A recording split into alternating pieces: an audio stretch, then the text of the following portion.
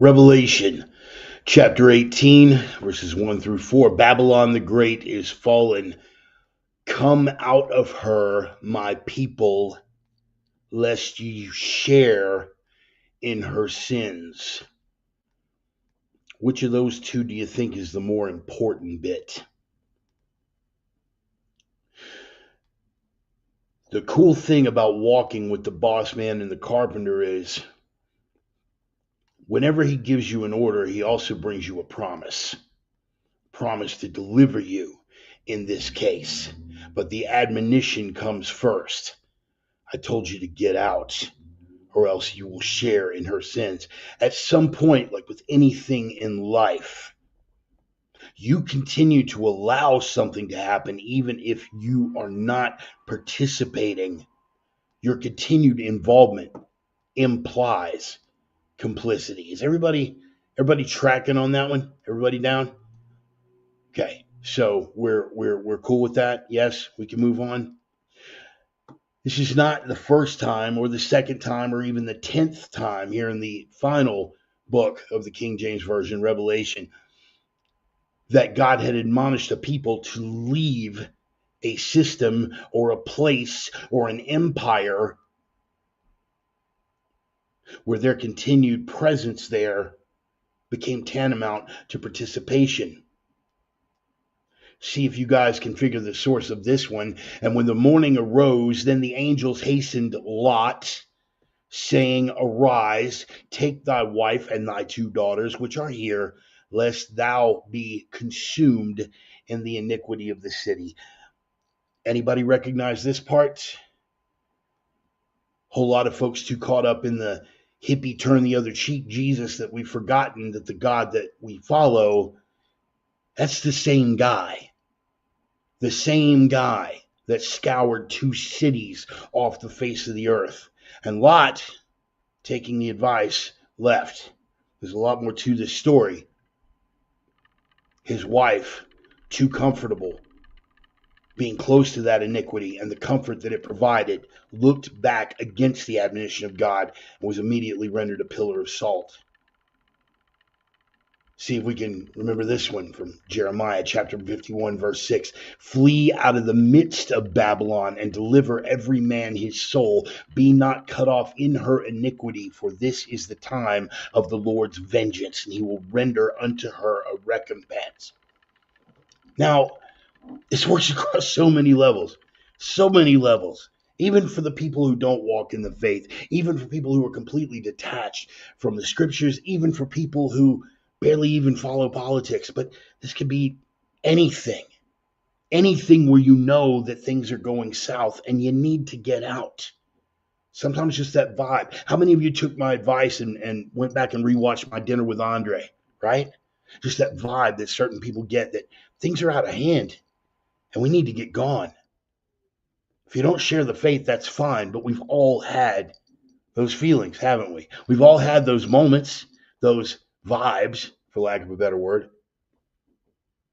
And when things are going categorically south, why would anyone not run to someone or some group of people that promised to do something about it? Now, let's take it out of the loftiness of the spiritual context and just jump into the political context here for a minute. Why, after all the complaints about how far south and how spun out of control everything was going, would people so violently contest a group of people trying to reverse course? Wouldn't it be great if we had an administration that wouldn't get us involved in foreign wars? Wow, here we go. Wouldn't it be great if we had a Health and Human Services secretary that wasn't in bed with Big Pharma? Wow, here we go. Wouldn't it be great if we had a director of national intelligence that wasn't cloak and dagger part of the deep state running with people like Clapper and Brennan? Well, here you go. And your response to that is no. Not just no, a categorical and loud no. I suppose we shouldn't be surprised. I mean, how about this one for those of you who want to take it back to 2012? If only we could have a presidential candidate who never had a scandal, who never voted for an unconstitutional law, who stuck 100% with the founding documents of this great nation, who wasn't paid off by lobbyists, who had been married to the same woman for 50 plus years, who was a medical doctor, and he wanted to be president. And then came the categorical no. In a way, it's like battered woman syndrome. You've been down for so long and kicked in the head that you don't even know anymore when a gift is being handed to you and you get a way out. Now, there's a certain amount of sympathy for these people, but that sympathy only goes so far. Why would that mindset continue to exist? Well, it might have something to do with this group of cackling whores. But again, chicken and the egg with regard to battered woman syndrome. Do they continue to believe these liars because they've been beaten down for so long that they don't know what truth is anymore? Or do they not know what truth is anymore because they've spent so long listening to these liars? Now, I pick on MSNBC because they're low-hanging fruit. They're the easy target. But we could go with any legacy media outlet, including, sorry, this is going to ruffle a few feathers out there, including Hannity and the boys out at Fox. You get so used to one group of liars, and there's a comfort in that. Track on that comfort part. We're going to be coming back to it. The people who completely leave the media establishment to cut out on their own, people like Tucker Carlson, right? Who left the legacy media because he needed more of a reach and he wanted to be able to speak truths that people in the legacy media would not allow him to speak. I'm not deifying the man. I think he's got a very disturbing laugh and bad taste in sweaters. But when it comes to journalism, he's literally the most important figure out there right now. And I know I picked on Hannity earlier, but ignoring Hannity being in the center of this, take a look at all the other figures who have now either gained popularity or gained a resurgence in popularity after parting with the mainstream legacy media. Why? Because the mainstream legacy media lies to the point where it drives us into media battered woman syndrome. I'm not a fan of Ben Shapiro, the little yarmulke elf. I'm not a fan. I'm a fan of Dan Bongino. Can't stand Hannity, but his stuff outside of Fox is infinitely more important than the stuff he does with them. Michael Moore, hard lefty though he is, has his own voice and will speak things that the leftist legacy media would not allow him to speak. Candace is my dark little secret, and my boys in North Idaho are just going to have to deal with that. And of course, there's the ever popular Alex Jones. Alex Jones in all caps, or Alex Jones. Take him how you want it. The man's got a voice and the man's got reach. So why is it that these people build these huge audiences, and yet you have a solid chunk of the American electorate that would rather go and be lied to? They have shackles on their brain, people.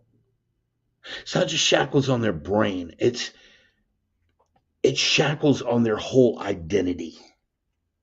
They have believed and spewed, repeated a lie or group of lies for so long that not only do they not know what the truth is anymore, but they are depending on the same people to give them whatever truth happens to be right in the moment. It's literally insane. But for the people in there, there's a comfort in it. For those of you here, I know just about everyone gathered here is a solid critical thinker.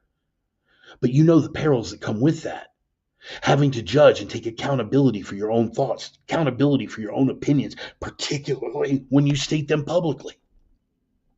So much easier just to let other people feed you the information. Then you don't have to think about things like, oh, I don't know, people doing rotten, unlawful things and trying to pass it off as virtue, like these riots right here or these riots right here. People flying flags for countries that they refuse to go back and live in if they're so damn proud.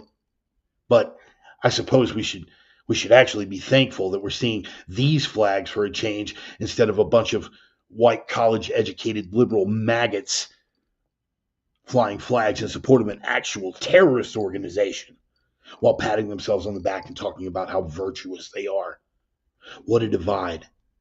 First word that comes to mind is irreconcilable.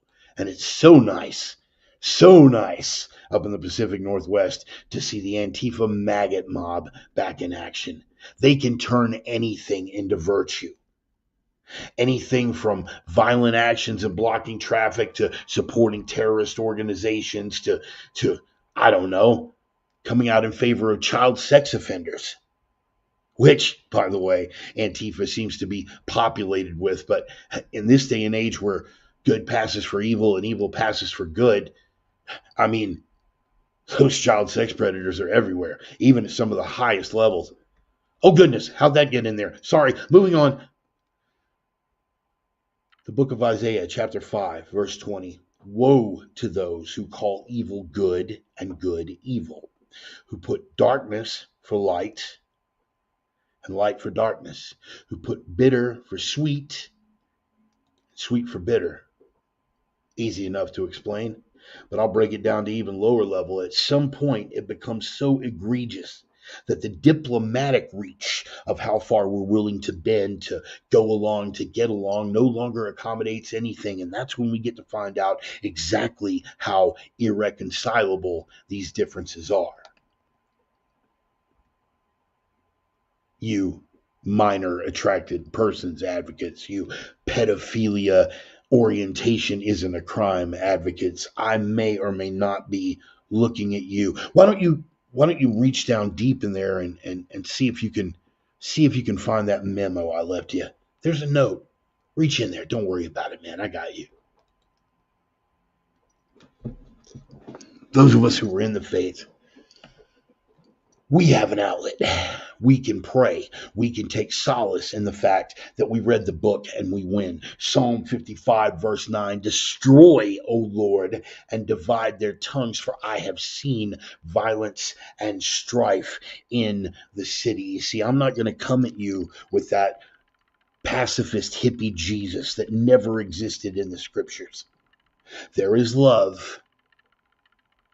There is love for the sinner. But one must be able to separate the sinner from the sin, as a crazy Russian told me once upon a time. I can forgive you. I'm obligated. I am admonished within the faith to forgive you as a sinner. But do not force me to confront your sin. And if you are, forgive the pun, hell-bent on forcing me to confront your sin, you are going to find out just how committed I and those with like mind and kindred spirit are committed to this premise. Book of Ezekiel, chapter 6, verse 13. Then shall ye know that I am the Lord, when their slain men shall be among their idols, round about their altars, upon every high hill, in all the tops of the mountains, and under every green tree, and under every thick oak, the place where they did offer sweet savor to all their idols. I stand by that quote when I made it. Enjoy your moment, maggots. Revel in it. Your day is soon at hand, and we shall see you across the barricades. Well, the barricades are up. Fight's begun. It's commenced. It's irreconcilable. The only way out is through. So if you're looking for me, I'm going to be moving forward. And I suggest, if you were going to stand in opposition, your best move would be to move aside. The opinions expressed by the Reverend are his own and no one else's on the planet. Not friends, not foes, not supporters, not detractors, not sponsors.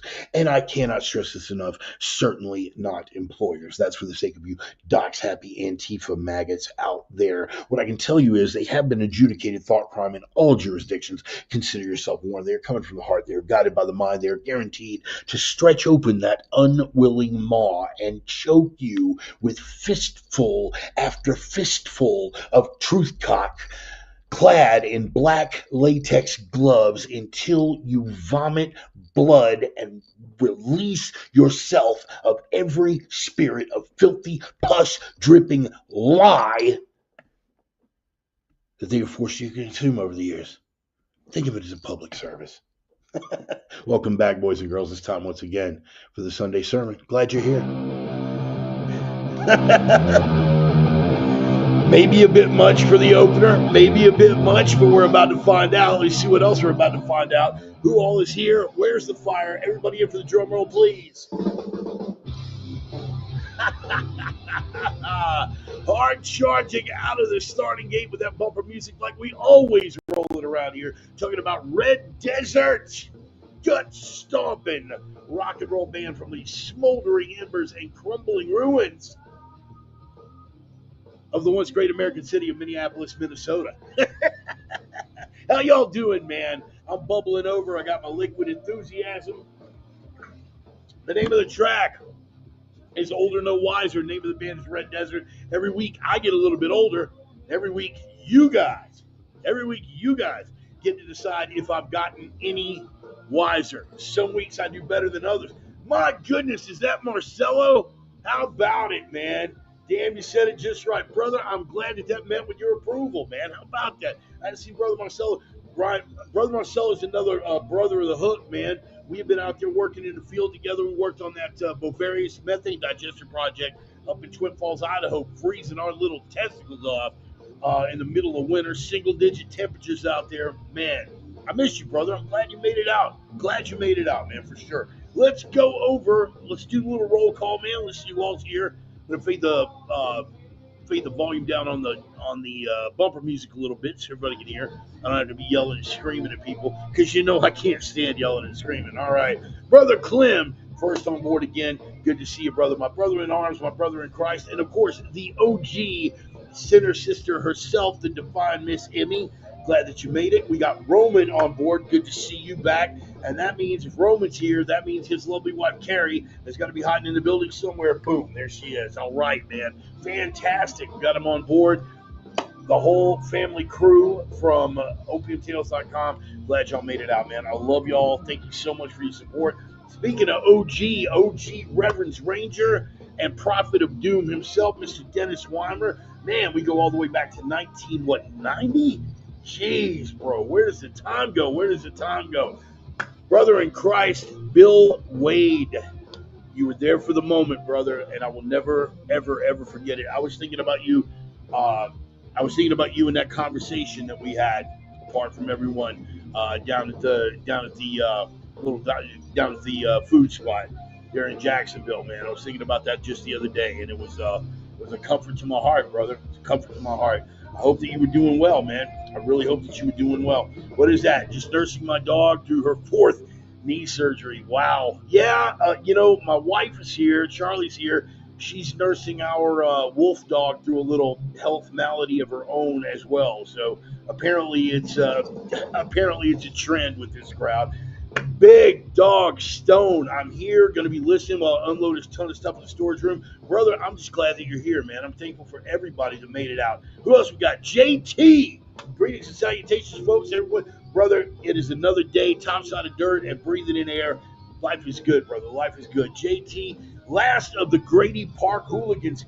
The kind of love that a brother has for a brother, with the way that we express that love, is to beat each other in the head with big rattan sticks and a little bit of style points, which is good. We got Brother David on board. How about that? Brother Ryan. How bad do you think Canada and Mexico are about to get effed by Trump? I think it's going to be biblically epic, brother. I think it is going to be biblically epic. And we're going to be going into that. We're going to be going into all of the things that they're going to be pushing back on, which they claim. What are you resisting? But anyway, that's a deep dive. We're going to get into it. We got Raven on board, man. Thank you. Glad you made it out. Good to see you again. And of course, Brother George and Brother Jake. My goodness, man. Hail, hail. The gang's all here. This better be good. I got my notification while driving and jamming out the crowbar. I hate to interrupt crowbar for you, brother, but you can always get crowbar is always going to be there, man. I know you got their whole discography on some kind of solid containment unit, so you can always go back to that, man. I'm rolling live. Sodom and Gomorrah, yes, sir. You did get the reference. So we got Jake. Who am I missing, man? I mean, brother Marcelo, dude. That means a lot, bro. I'm glad you made it out. Really glad you made it out. We got brother Joey, the Sultan of Sarcasm, on board early. I know you're going to have a lot of stuff to contribute here. And guys, I really want this one interactive because on some of these things we're going to be touching on, I'm going to be just rolling with it, and I'm going to need some of you guys to steer me a little bit because, especially when we get to the air traffic control stuff, the mid-air collision and all that stuff, there's going to be people out there that have more to contribute than I do on that. So I appreciate you guys being here for that. Just make sure to steer me. Don't let me get too far up my own ass, basically. And we got Brother Steve Jetton. Speaking of Brothers of the Hook, yet another man in the crane trade. On here we got Deacon Mark. And that means that his lovely wife, Ida, is going to be around. They're going to be enjoying some adult sodas on the back porch and some smokable consumables. I am 2 days into February, have not had a cigarette since New Year's Eve, brother. New Year's Eve smoked the last one. I'm not even going to say that I don't have cravings, but I have managed to walk away from it, have not touched the smoke. Sometimes I'm grinding my teeth a little bit. Thankfully, I don't have any teeth left to grind, so it makes it a little bit easier, right? How mine are attracted. Yep. Brother, we're gonna get into all of it. Brother Joel, we made it. Who else? Turtle is here. My goodness, man. Everybody on board. Tom Hollybee, the working man's Musashi from the left side of the state over by Seattle, man. We're just go ahead and let the bumper music roll out here, man. I need to get this thing queued up. My goodness, bro. I am really amazed at the turnout. We're seeing some new faces. We're seeing all of the old faces, man. All the old faces coming out for one single sermon. I think it's great, man. I think it's great. Thank you guys so much. And I got to tell you, it's, and of course, here's a really important, that beautiful face right there. You guys know her, you love her. That is the Divine Miss Charlie. I love this woman. I love this woman, and she has always been my strongest supporter, my number one fan, and outstanding to have her on board. I will say that probably 50% of the things that I'm going to go over, we will vehemently disagree on, but that is the beauty of it, is that we're grown-ups, we're adults, we can discuss things, and eventually come to the point where she realizes that I am correct. So it's a good thing all the way around. Duck and cover. All right. Bonsoir just for Clem. Yes, indeed. Yes, indeed, man. Happy to see all of you guys. Look at this, man. Wolf made it out. It has been a minute, bro. It has been a minute. Everybody has made it out for this. I had better deliver, man. I had better deliver. What do we got? Divine may be a stretch, but I love you too. There we go. Look at that. Hey, Red. Wow, man. It's like a family reunion, brother. It's like a family reunion. Look, fucking Wolf down there in Texas. Sorry, I let an F-bomb slip right there. I'm doing way better on the F-bombs, man. I'm getting that under control. And that's been a good thing. It's been a good thing. Just, it's weird, man. Every little bondage that you get freed from, you find yourself getting lighter. I basically, you guys know me, man. I use the F bomb like freaking punctuation, man. It was like a comma. It was like the Oxford comma. I had the Oxford F word. It was just my little. But how much? How much ether and duct tape does it take for her to see you cough?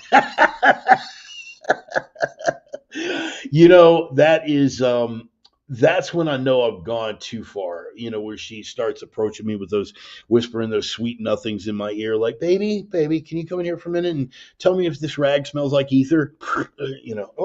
And then I wake up and then here's the shackles. And that's what inspired the shackle part of the program tonight. Now, we jump into it. A couple of sponsor shout outs real quick. First and foremost, opiumtales.com. my dear friend Roman and his lovely wife Carrie, and of course Roxy and Allie and a bevy of beautiful women over at opiumtales.com.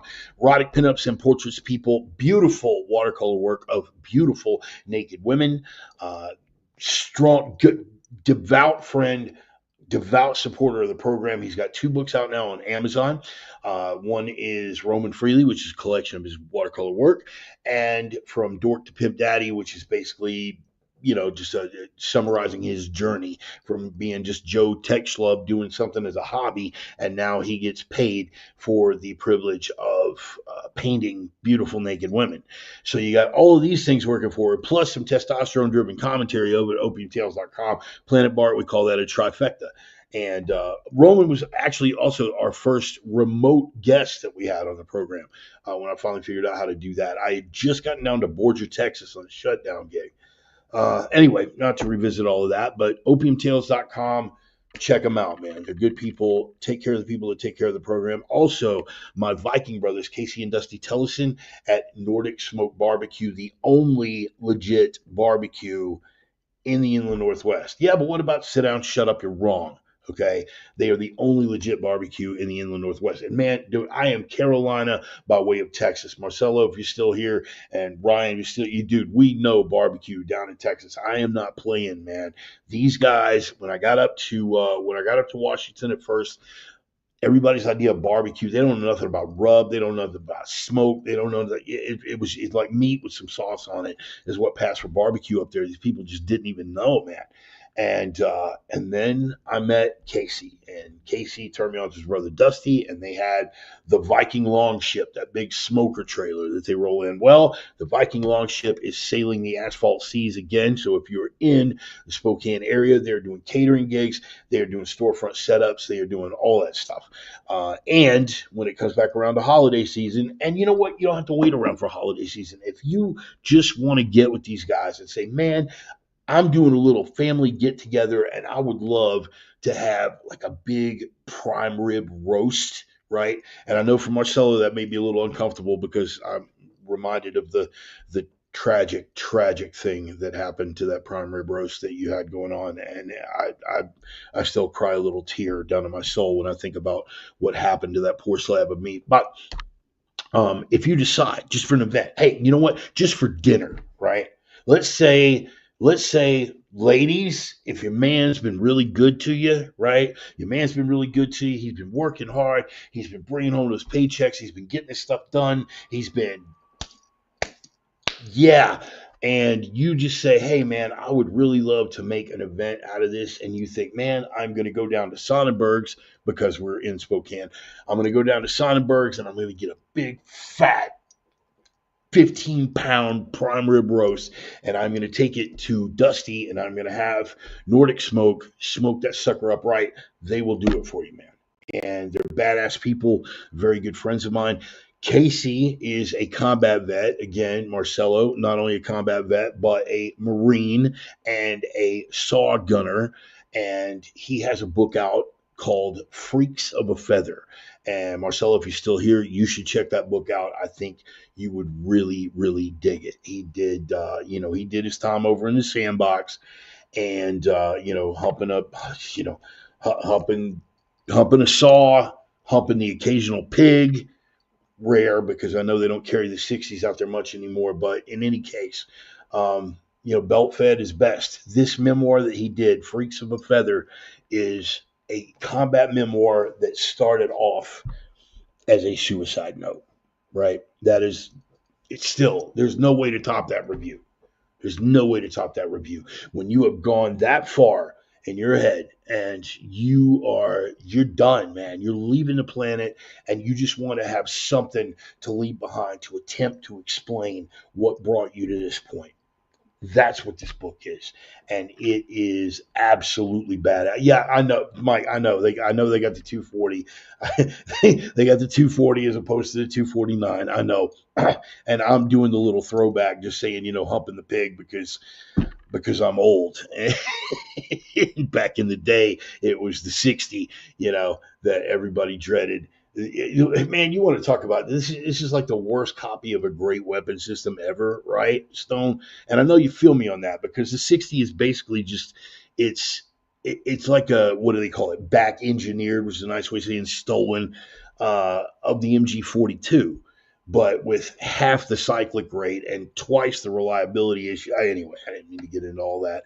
Check out Freaks of a Feather. All the books that I mentioned, including Roman's books, Roman Freely and From Dork to Pimp Daddy, are available on Amazon.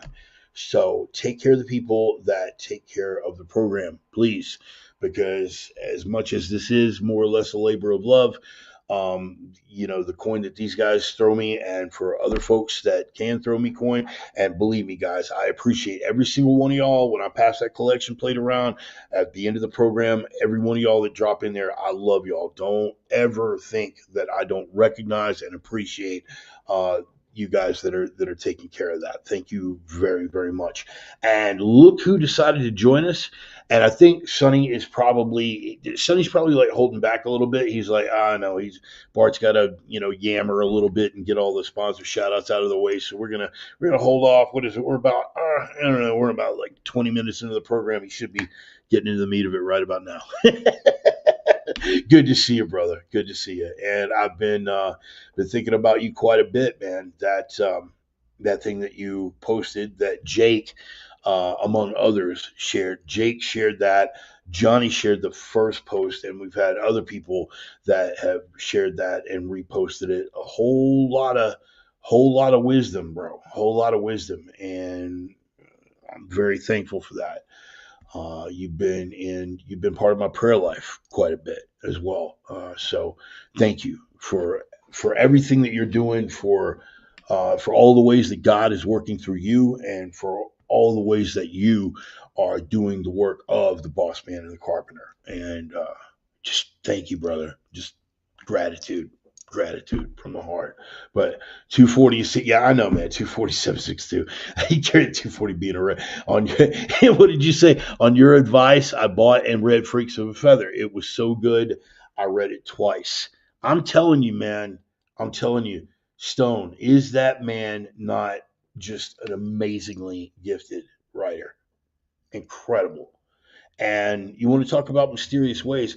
The only way that I met Casey was the fact, he was he had come back, and I was working as a DJ in a strip club uh, just across the Idaho border in a little town called State Line, because it's right on the state line. It's a little wide spot in the road, but there is a strip club there, and it for that area it is the more upscale of the two, because Spokane's got tight laws, so people come across the border in Idaho. Anyway, Casey was working the door there, right?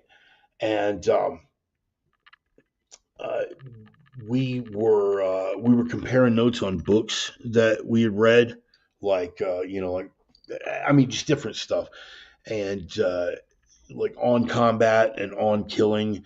And he was like, "Bro, you're the only non-Marine I know that has read like On Combat and On Killing," and so we hit it off on that. And he loaned me a book loaned me a book about Richard Kuklinski, the Iceman, and so we went back and forth. And then he mentions to me, he just, oh yeah, man, we're gonna be doing barbecue up the road at the biker. We're like, barbecue? What are you talking about? Yeah, well, we got the smoker truck. I was like, were you planning on telling me about this? He was like, dude, I knew you were from Texas, and we do brisket, and I just was afraid to tell you anything because I didn't want it to be terrible brisket and have a Texan tell me that it was terrible brisket. So that's how we hit it off, and that's how I met the other Viking brother there, Casey Dustin Tellison. So yeah. Anyway, just meandering, man. I'm getting off topic here. What do we got? Stone Has That Effect, and I read it twice when I first got it too. It's a phenomenal book, and he was at that. Yeah, yes, Lieutenant. Yes, Dave Grossman. Yeah, yeah. He was. He said basically, I'm the only non-Marine he'd ever met that was a fan of Grossman. And dude, I love it, man. On Killing, On Combat. That's another recommendation. We're going to do a Reverend Bart Book of the Month Club here. But if you haven't read Lieutenant Colonel Dave Grossman's work, you should. You should. You may disagree with some of the positions and some of the stands that he takes on certain things, but it's all really well thought out, and it's all statistically accurate and documented, and it's an in-depth study about the way that the human brain processes things like violence. I know Sonny is definitely up to speed and beyond on that stuff. Uh, the human mind, violence is anathema, particularly the taking of another human life. Now, whether that's been socialized out of us, or whether that's something that genetically we no longer had a use for, or whatever, we can debate that all day long. But the reluctance of a human being to take the life of another human being, even in circumstances where it is justified, uh, let alone circumstances where the moral area is a little foggy, like war. And the mind processes things differently at scale and at distance. For instance, one of the things in Grossman's, I believe, was on killing. Yes, it was an on killing, talking about they had excavated and gone over an old Civil War battlefield, and what they found on this battlefield were rifles that had been, the process of loading and firing a single shot flintlock or percussion muzzle loader, right? You got powder, and then you've got your cotton ball, and then you've got the shot, and then you've got to do do do do do and pack it and set the flint and boom, and then you repeat the whole process. People in long lines, right? Like a firing squad, things like that, or big battlefield maneuvers where you got long lines of riflemen. What they found on this battlefield was almost every rifle that they found out there had been loaded 3, 4 times, but they had not actually fired, right? Because when all of these guns are going off at once, if you don't fire, nobody really notices. It's so loud. There's so much smoke. This black powder is all the smoke and the fumes and the noise and the screams and everything, that if you don't drop the hammer on that live round and send that bullet, potentially life-ending bullet, at someone else on the other side of the fire line, nobody's going to notice, right? And so all of these rifles, they had been going through the motions. They've been loading. Some of them were loaded all the way out to the end of the barrel. That they had gone through the motions and raised up and look, I took my shot. Let's reload again. And click. Yeah, I took my shot. And in the chaos of battle, nobody noticed. It's wild, bro. It's wild when and talking about people killing up close with knives, and talking about how completely distanced bomber pilots and artillery people were from the entire process because they don't have to see the end result up close. It's a fascinating read, man. It's a fascinating read. What is that? Jackson, check out the things they carried. Okay, cool. Worth that. Definitely worth noting. Pac-Man lace you up on that? Yeah. Interesting read. Psychology of the act instead of the act. Yes. Yes, indeed, man. Yes, indeed. What people think they know versus what they actually know. So let's get into it. The comfort of shackles, or the flight from Babylon. You guys can guess from JT. I'm actually kind of shocked that you hadn't read those. Um, Considering some of the conversations you and I have had over the years about that very topic, and doing the psychological deep dive and things like that. For you guys that don't know, um, JT and I were, well, he's still, but I were, past tense, whatever, involved in the Houston Stick Fighting Association and Filipino martial arts. And our thing was strictly with stick and knife. That's the things that we were training for, was that up close and personal stuff, that bad breath distance. I'm going to have to end your life with a blade. I'm going to have to defend myself with a stick, or stick as representative of another edged weapon type object. And those are things that we train together. That's our little hobby, our way of expressing our manly affections for each other, is by putting on fencing helmet and some hockey gloves and beating the hell out of each other with sticks. But back to the actual bullet point itself, the comfort of shackles or the flight from Babylon. And I was going to go one direction with this. I was bound and determined to go a different direction with this, but I got some good gospel wisdom this morning. Pastor was on board. I found a nice little spirit-filled church here in Winnemucca, Nevada, Living Stones. And as it turns out, again, mysterious ways, I was looking around for a church here. I've been going to online services in my home church, and that's what I've been doing on Sundays. And I started looking around. I was like, it's got to be a place. I'm looking at this. Milk toast, no thank you. Hippie Jesus, no thank you. BLM flag, and no thank you. Rainbow flag, no thank you. And I'm going through, and it's difficult. It's difficult to find a place. But when I was hitting up for scripture centered and spirit filled, those are my search engine terms. Spirit filled and scripture centered. It kept coming up, Living Stones Church.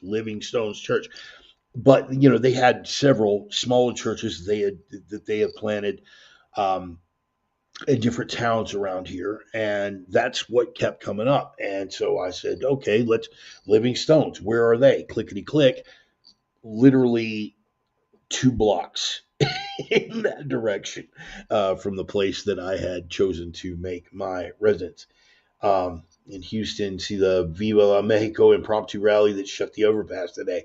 Yes, Ryan, yes. And we are going to be getting into that. That is third bullet point. In any case, Spirit-filled Church right up the street, and they are doing this set of sermons right now, a series of sermons right now, Between Two Worlds, where they are going over the book of Revelation in depth. And they're not bothered by my amen corner because I brought it, man. That first week, it's like, dude, I'm going to behave exactly the way I do at my spirit-filled church back home, and you're going to get amen. Brother, preach that. Yes, sir. Bring that. Yes, sir. And they were totally cool.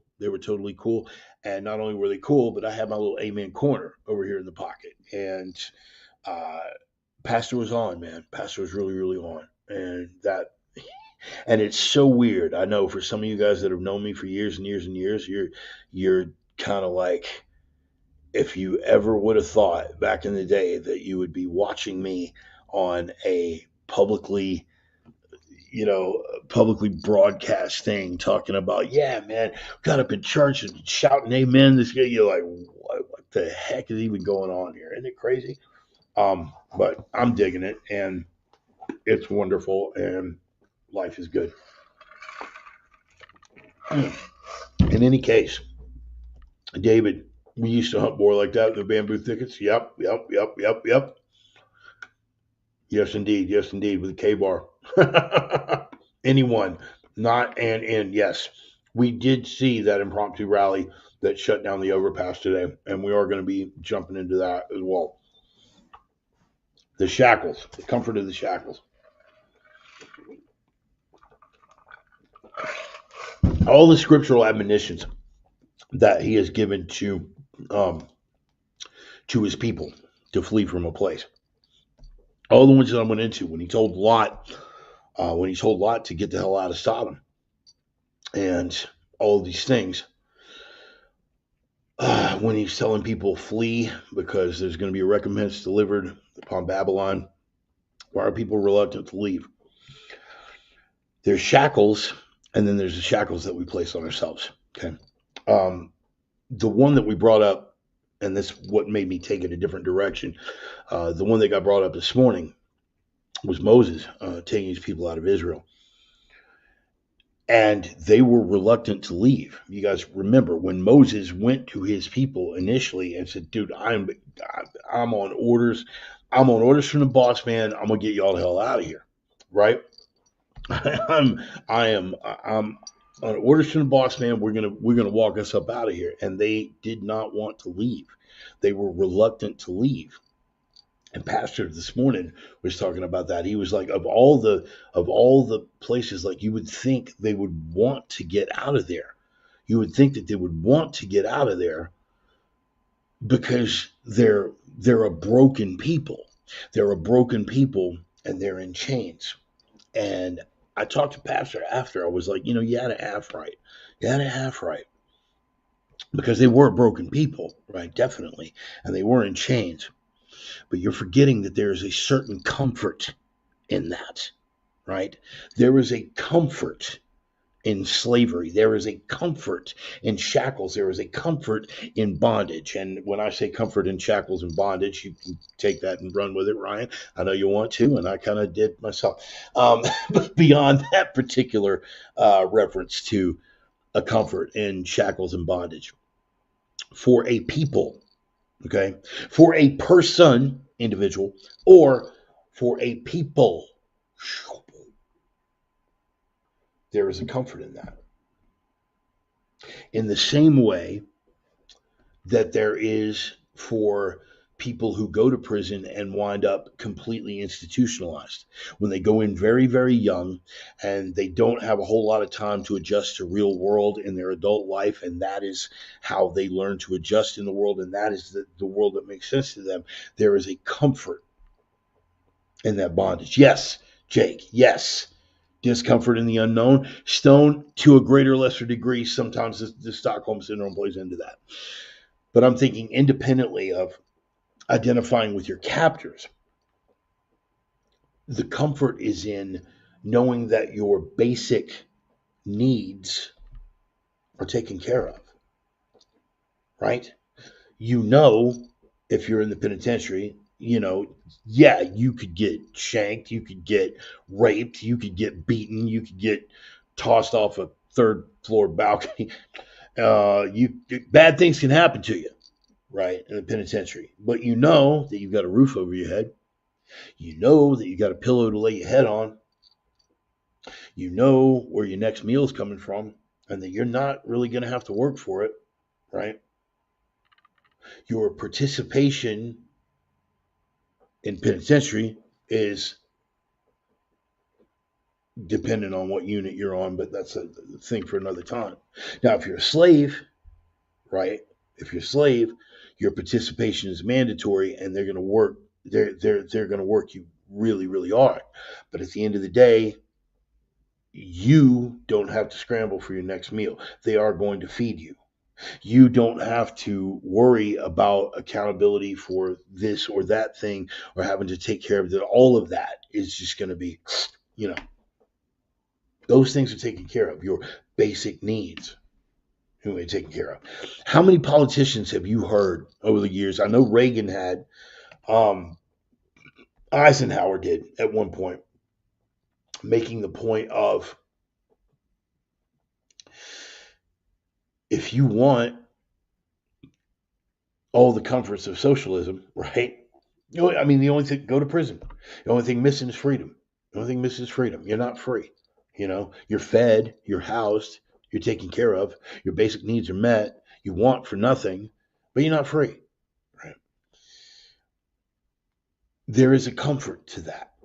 And for weak minded people, which our culture, emasculated as it is now, has spent the better part of 2 generations raising, right, without fathers in the home, because you go girl and female empowerment and all of these things. I don't need no man.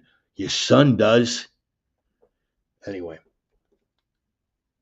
for all that we've done culturally to erase the influence of men in culture, 2 generations of fatherless sons, particularly in the black community, right? Thank you, Karen, college educated white liberal women. Thank the awfuls for that, and all the policies that took fathers out of the homes and encouraged fatherless behavior, right? Encouraged a fatherless culture, and we're getting payback from that now, right? Starting to see it. But you go, girl. I don't need no man. Okay, cool. There is a comfort and not having to do for yourself. There is a comfort in not having to think for yourself, right?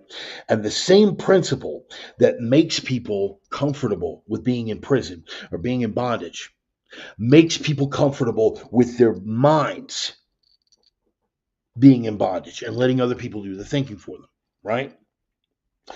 When you've actually got to process things and when you've got to be accountable for the way that you feel about something, that means acquiring knowledge of your own volition from the best available sources, from looking at things through your own observation, which is going to be a subjective lens by definition, weighing the facts, coming to a conclusion, adopting that, and at the same time, now that we're in a general zone here, maintaining the flexibility to be able to change that opinion when new information comes in. It's real easy to thump one's chest. I have the answers. I have the answers. And here comes a barrage of new facts. Sonny, I know you've seen it. We've watched that together in a number of classes. I remember the first one. I remember the first one back in 2011, right? Where you had those LEOs out there. I think that might have been the last law enforcement class you taught. And they didn't know what to do with that. Wait a minute, that wasn't in our tactical TED 101. They didn't teach us that at the academy, and they bucked because now they're incapable of it. So it's easier, right? I say all that to say this: it's easier to let someone else do your thinking, and so people do. So people do. All of the things, and I know you guys are probably surprised that I got through an entire opener without an Orwell quote. I had about six of them just in the bullpen, just ready to toss them out. But decided not to lean on it.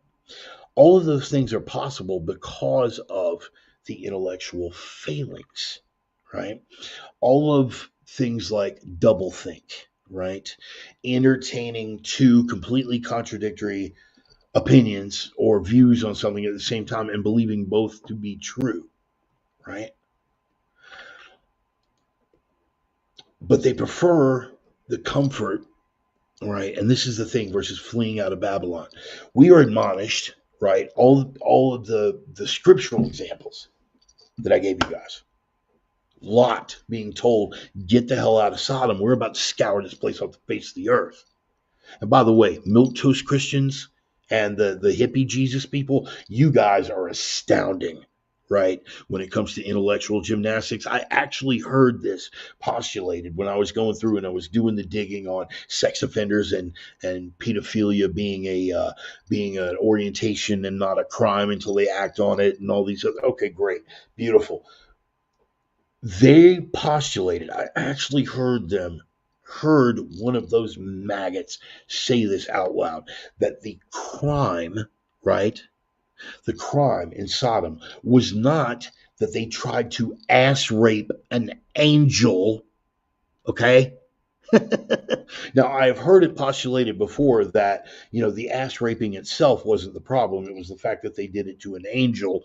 That by itself is something where you're still kind of like, bro, are you kidding me right now? They tried to suggest, and I am not making this up, you can find it online, go do some digging, that the crime of Sodom was not ass raping angels or ass raping humans or anything how it is. The crime of Sodom was a failure of hospitality. Let me rewind that. I'm going to say it again. You can process that. Pick your jaw up off the floor. Was that the reason it brought God's judgment down was because they were not hospitable to strangers. So a lack of hospitality and not, again, ass raping an angel was what brought the wrath of God upon this place. In any case, sidebar. Back at it. Lot, get the hell out of there. I'm about to burn it to the ground. Uh, get out of Babylon. Yeah, yeah, right. What the actual F meant. Yeah, I know, bro. I know. I couldn't. I was like, you guys familiar with the Reverend Bart gravity test? Let me give you the Reverend Bart gravity test. When something happens that is so patently unbelievable, right? Wait, right?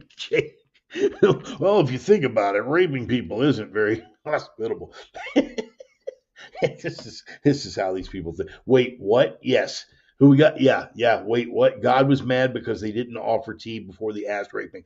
They didn't get that far into it, brother. They didn't get like detailed like that, but that was their position, was that they weren't hospitable. They weren't hospitable to outsiders, right? And of course, their way of not being hospitable was the whole, ass rape thing. But yeah. Anyway, where am I at with it? Get the hell out of there. Get the hell out of there. We're about to burn it. About to burn it to the ground. All right, cool. But there's a comfort. Why did Lot's wife turn back after being admonished by the Lord? Don't even look. Leave. Get the hell out of there. Don't worry about it. Don't look in that direction because you're not going that way. You are going. I've sent you away from this place. What the symbolic representation of was when she turned back around was that all of her comfort was there. All of these biblical examples, right? Independent of that, for the people that don't share the faith, all right, cool, whatever it is, let's bring it down to a purely secular, physical level. It was security for them to secure here. All these horrible things that are going on. When Lot and his wife first showed up, they were on their way to Canaan, right? And stopped and settled at this place. And they could have at any point uprooted and left, but they had established themselves in this place. Same thing with culture, and same way when we take it away from physical fleeing and intellectual fleeing from an ideology. You're comfortable there. You're comfortable there. You're comfortable there with that mad owl fella doing your thinking for you. You are comfortable there because all of your friends let that mad owl guy do their thinking for them too. And we're certainly not going to bristle against them, right? We're certainly not going to tell them publicly or post publicly on social media that we went and saw a film that leftist orthodoxy has decided is QAnon, child sex trafficking conspiracy porn, right? I'm certainly not going to post publicly that I went and saw The Sound of Freedom because all of my peer group has decided that, of course, this is very, very bad, and Mel Gibson is a terrible person, and or not Mel Gibson, but Jim Caviezel. Jim Caviezel is a terrible person for putting this film together. Caviezel worked with Mel Gibson on Passion of the Christ. Point being, was it okay? Was it her comfort, or are you implying that? Is it comfort that makes you slow down on the freeway, look at the crash? Is it comfort that made you watch Two Girls, One Cup? Okay, yeah, no, I see what you're saying there. No, no, no, no. For purposes of that example, right? It's the same thing. He said, leave, don't look back. But metaphorically, when we look at the actual translation, right? When they were doing the language of that stuff, when it's going from Greek to Hebrew or from Hebrew to Greek and on and eventually get it translated up, the actual translation versus the transliteration. It wasn't a matter of looking back, it was a matter of looking back with longing. Okay, to answer your question, because when we pass by, I mean, maybe if you look at Two Girls, One Cup, there's some longing there, in which case, bro, I don't know what to tell you. When we look back at the car wreck, we look back with that morbid fascination. What we don't do is look back there and go, that could have been me in that car. Like it's something. It was the fact of her looking back with longing. Okay, that was the overstep. You follow me? But no, good check, by the way. Good check. Definitely. I won't even give won't even give tuna in a can opener. Yeah, that's a good old school goal. That's a good old school reference there, Tommy. Point being, the comfort is there. You don't want to leave that ideology, particularly now. And it's when you have so many on the left that are seeing the error of their ways and seeing how far it's gone. People like Anna Kasparian, right? Anna Kasparian, who I have brought up.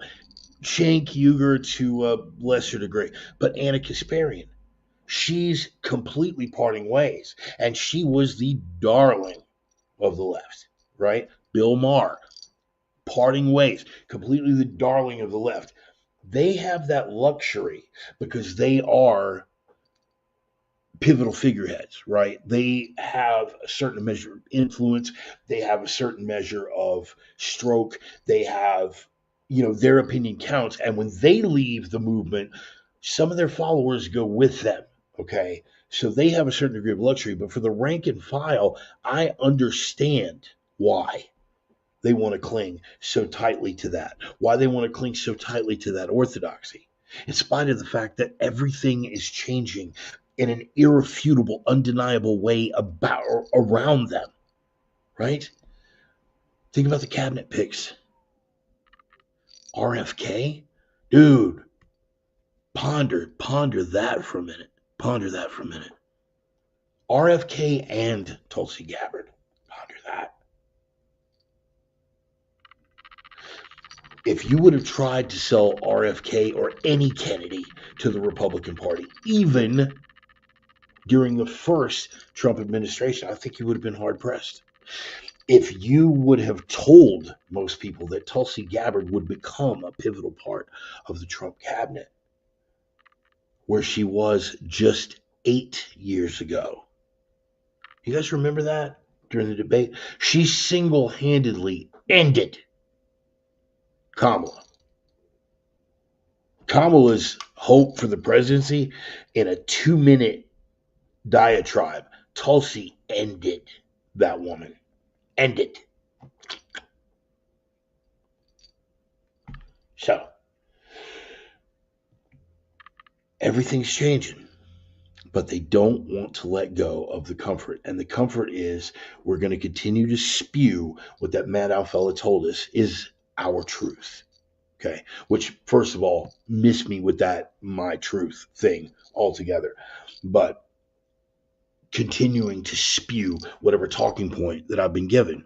And those talking points now are coming from establishment figures, and you're trying to call yourself the resistance. Ponder that. Comfort in shackles. Comfort in shackles. I am literally doing, right, for the leftist who is literally doing what they used to vehemently shriek about the other people doing. Coming out and thumping your chest in support of big pharma. What? Corporations are bad and pharmaceutical corporations are super bad. That's what the left was about just 8-10 years ago. What the hell happened? You have someone who is literally trying to undercut big pharma and take them out of the equation. Your average leftist 8 years ago would have been all about that, particularly if that last name had a Kennedy. And yet, where are we? They are literally taking power away from the war machine. And the formerly pacifist left says, no. What? No? It is easier for them to stick with a failed ideology and its representatives than it is to admit that they could have been wrong. Okay? I understand that. I understand that. Because of where I've been politically and because of where I've been, brace yourself, because of where I've been spiritually. I followed an ostrich path for 30 years. I take nothing away from that. I learned a lot of solid wisdom from my walk with the ostrich path. What? I had to process new information that was coming in. I had to process things from a different perspective. I had to process different information from a new perspective. I had to re examine historical this and philosophical that. And then I had a strong, solid epiphanous moment, and I had to go, wow, I could have been wrong. You don't think there wasn't fear there? I won't say fear. You don't think there was an apprehension about that? Trepidation about that? Me being the person that I am, it was easy to get past, okay? Because of the way that I'm wired. I knew that there was going to be a backlash, right? Because this is how people have known me for 30 plus years, right? Whether they, on whatever level they know me. I knew that there was going to be, things were going to shift, bro. Things were going to shift. A man whose sexual debauchery is the stuff of legend all of a sudden coming to the Christian faith. Wait a minute, wait. A guy who literally uses the F word as punctuation coming back home to the cross. What? Right? Uh, a man who has been a poster child for pride and lust and wrath. Three of the big seven deadlies. Deciding I am going to make a change out of gratitude to God, manifesting himself in the flesh, sacrificing himself on that cross to be scourged, tortured, and murdered, bled out in one of the most horrific ways that the twisted mind of man has ever formulated to take another human life.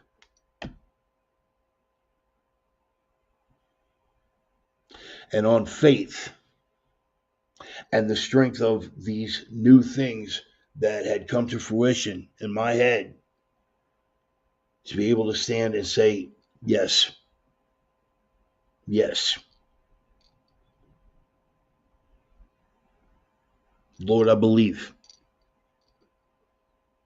I don't pretend that I understand, but I believe. I will take this on faith.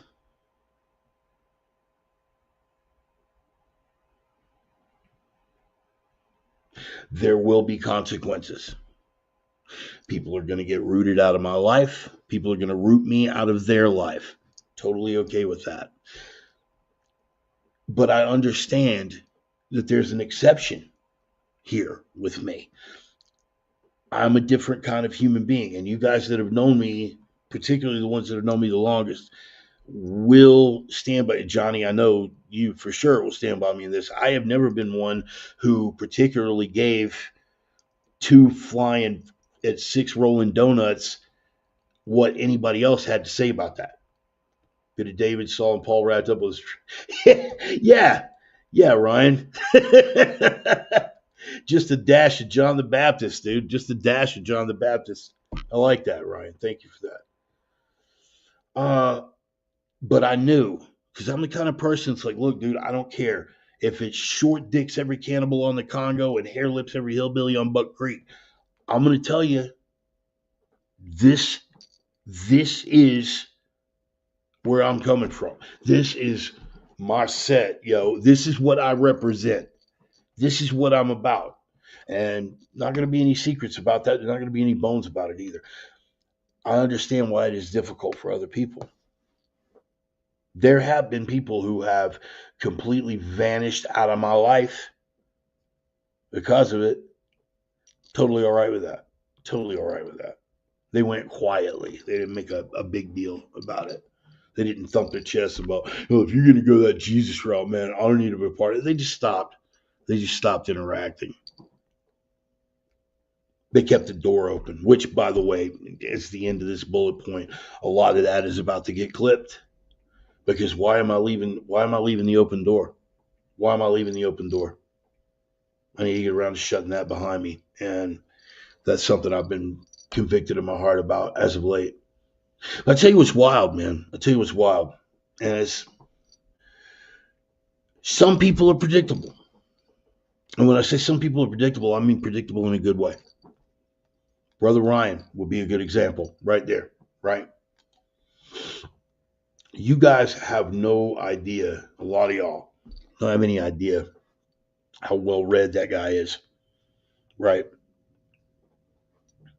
How well researched that guy is in matters of spirituality and the faith.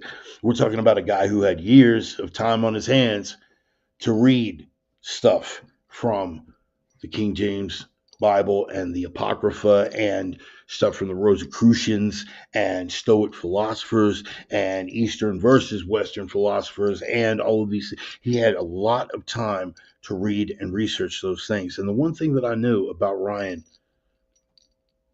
he was actually probably he was the third outside of the people who were there, right? You had Bill was there, Sonny was there, right? Bone was there. I don't know if he's here today, but Bone was there. Shin was there. Outside of the people that were there, Ryan, I think, was the third person that I talked to about it when it happened. I talked to Charlie. First person I called was Sarah Weaver. Yes, that's Sarah Weaver. She was the first person that I called. Because her faith is something that'll just blow your mind. But Ryan was probably the third person that I spoke to about it, and he took it in stride, man. Absolutely took it in stride, right? Like there wasn't a flinch. There wasn't a dude. Are you sure? There was nothing. But cool. All right, my brother is a Christian now. You feel that? What's the lead of that? My brother. There you go. That's another reason why people are, since I'm on this rant now, it's another reason why people are reluctant to leave that comfort zone because they don't have the strength of a bond. They're not fortunate like that to have that strength of a bond in their life. Friendships that are really, really that close that would start out with, okay, I had this change of whatever, whether it's change of opinion, change of faith, change of perception, whatever it is that you're holding, and you have that.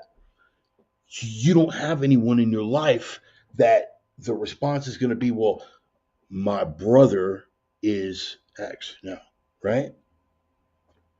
Like Ryan did with me. Okay. The lead is my brother. My brother's a Christian now.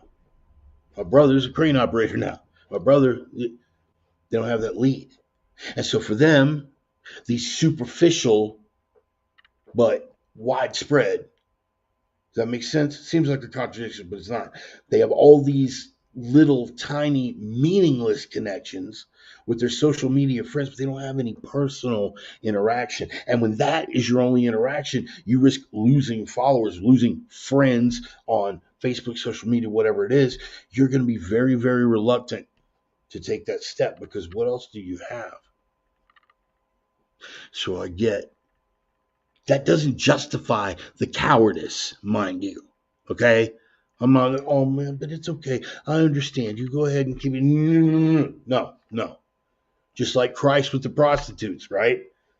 Christ didn't prevent that woman from being stoned to death and then be like, you go, girl, you live your truth. What would he said? You go and come on. What are the three words? You go and sin no more. I'm not justifying these people's cowardice. I'm merely offering an explanation of why it's coming together like that. People are having to go, man, are these guys just dumb? Yeah. Are these guys just weak? Yeah. All those things. JD, it is difficult to lift the anchor when you don't trust the strength of your vessel. Perfect. Perfect segue. You don't trust your own strength. That vessel, you don't trust your own strength, and you've got nothing to tether yourself to. Got nothing to tether yourself to. A lot of people just going to throw it to the wind. That's rough. Because a lot of these people don't have faith either, right? They don't have even the remote comfort. No matter what happens to me, I'm all right. I'm all right. It might hurt. It might grieve me. It might wreck me emotionally. It might do a lot of things, but ultimately, I'm gonna be all right. I'm gonna be all right. Boss man's got me, man. Boss man's got me. Boss man has given me a calling and an anointing. Carpenter is always with me. Means he knows when I screw up as well. So that's a nice little check on my own behavior. But you know that ain't right. I know it's not right. Fascinating that you will have. Yep, right. Yes. Find it fascinating that you have the tough conversations with me, knowing it's not destructive. Yet some of the same Christians here talk shit behind my back. Men like you and Sonny and Jude give me hope. Good.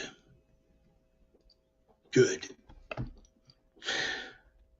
If men like me and Sonny and Jude give you hope, brother, that's been an answer to my prayer. Because I pray for you often. I pray for you often. But that means that what that means is that it's answering another prayer for me when I pray to be able to evangelize by example. When I pray that the way that I'm living can have someone else outside the faith look and say, that's what it is. That's what it is to be a Christian. I'm down. We're few, but we're out here, brother. We're few, but we're out here. Roman, what is that? For how Christ explains God's love for us, no matter how, yes, no matter how far gone, all you have to do is turn around and he will run to meet you at the gate. Prodigal son. But all these people are reluctant. They're reluctant, and I get it. I get it. Not justifying their cowardice. They're reluctant because there is a comfort in those shackles. We are being called right now to get the hell out of Babylon. Get the hell out while the getting's good, man. And that's not just on a physical level. That is on a spiritual, emotional, all that. Father Abraham's yep. Thank you, George. Yes, sir. See, I love this conversation going on over here. Speaking of brothers in Christ, I seriously doubt I would have made the leap had Bart not been preaching it for the previous year. I'll totally admit that I thought he had gone fucking nuts at first. I thought he had cancer. Johnny, I was standing in a different part of the Nevada desert when I found out that you'd come home. I was standing on the porch smoking a cigarette around Mountain, Nevada when I found out you'd come home. And boy, I hadn't cried that hard in a long time.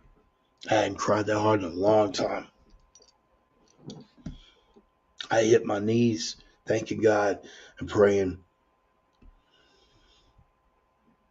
between puffs of a Camel wide. I hit my knees praying. I'm so happy. Roman, excellent. A lot of us identify with the prodigal son. For me, penitent thief. I feel that a lot. You're nailed. You're going to die. And you got some other jackass on the other side. Oh, come on, King of Kings. Son of God, pull us down for save yourself, pull us down, Mr. Son of God. That's the culture these days, man. That is the freaking culture these days. What's the hashtag? You guys know the hashtag? What's the hashtag? Candle pissers. What? Yeah, we hadn't heard that one in a while. Candle pissers.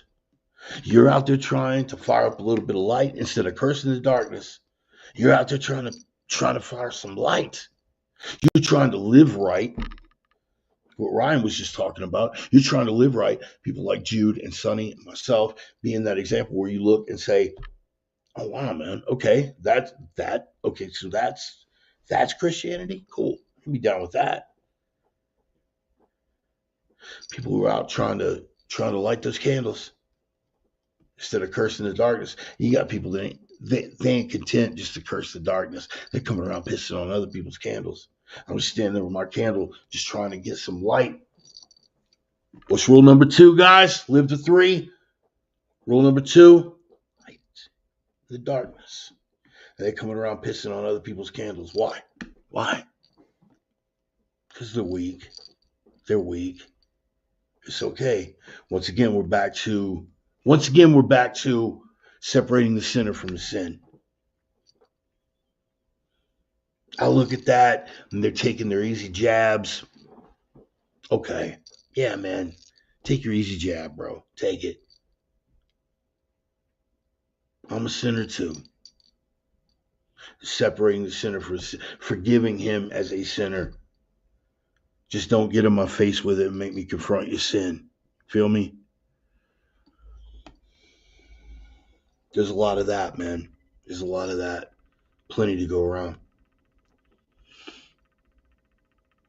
Getting back to where I was headed with that rant before I got sidetracked. I knew that Ryan was going to take it in stride. I didn't know how my wife was going to react,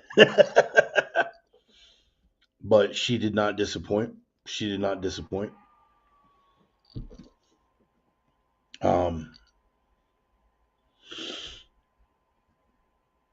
There are 2 people that I'm going to call out by name that really surprised the hell out of me. And some of you guys will know them because you're a training partner or a mutual friend. Some of you guys will know one of them if you have been around Houston comedy or the anime community for any length of time. There are 2 people that I will call out by name that I think of, right?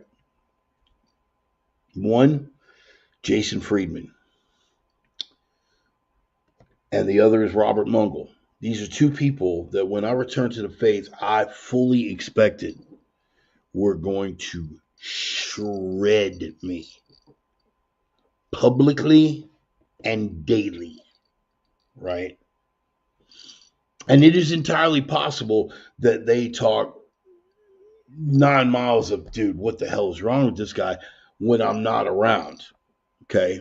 And cool, right? As long as it's not a hateful kind of, well, I would never say this to his face, but F that guy, right? It's not like that.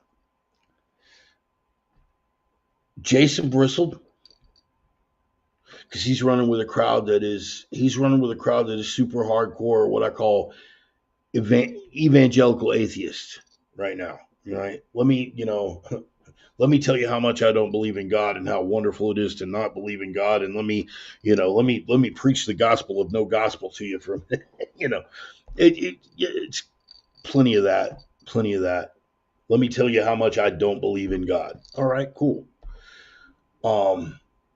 He bristled, but ultimately we talked, right?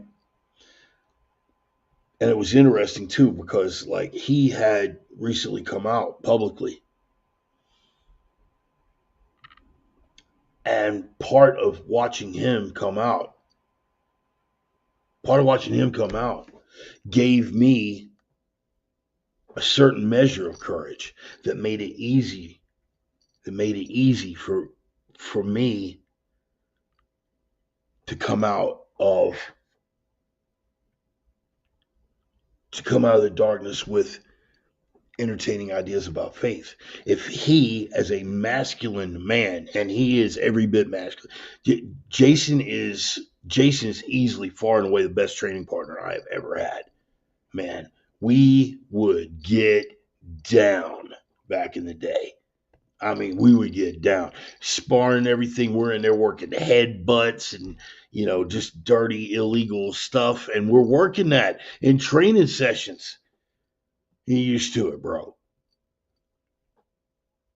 We would get down on the freaking mats, man. I love training with Jason. And then we'd hit the iron together. We hit the kettlebell stuff together.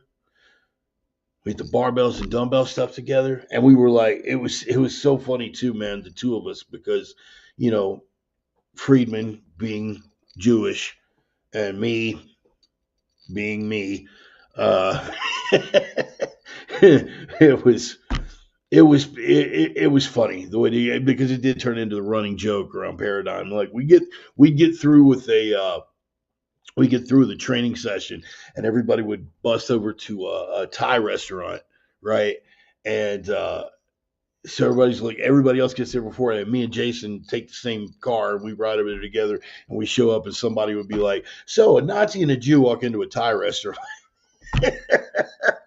It was that way wherever we're doing, because everybody knows my history, man. Everybody knows my history, and I've never made any bones about my politics or anything like that. Everybody knows the history there. So, um, but dude, we had the coolest bond. We had the coolest bond, and I worried for that. I thought we were going to lose that because he was so hardcore anti-faith, not just anti-Christian, to his credit, not just anti-Christian, but just anti-faith, anti-religion, period, anything having to do with faith.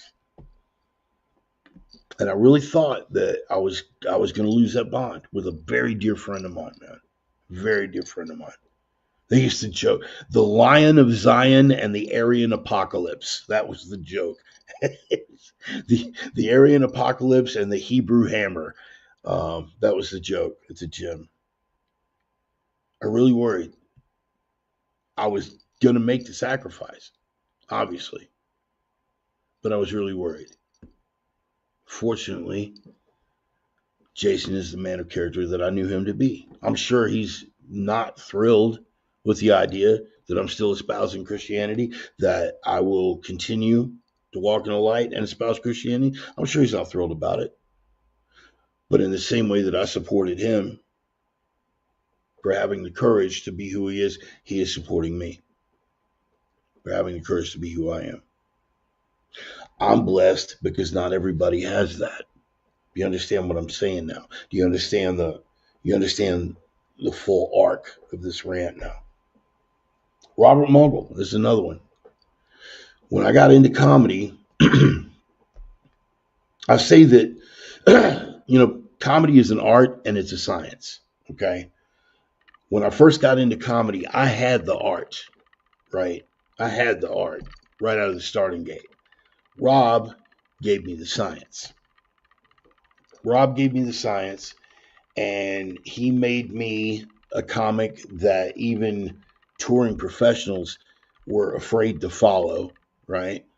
Top 10 finalists in Houston's Funniest Person 2 years running, including the very first year I ever did comedy, right? And we don't agree on anything, me and Muggle. Nothing.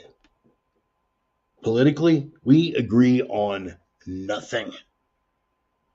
Rob, by the way, I mentioned the anime thing. He's kind of a legend in the anime community because he is a voice actor, and he's been Robert Mungol anime. Look that up. He's been on every damn thing.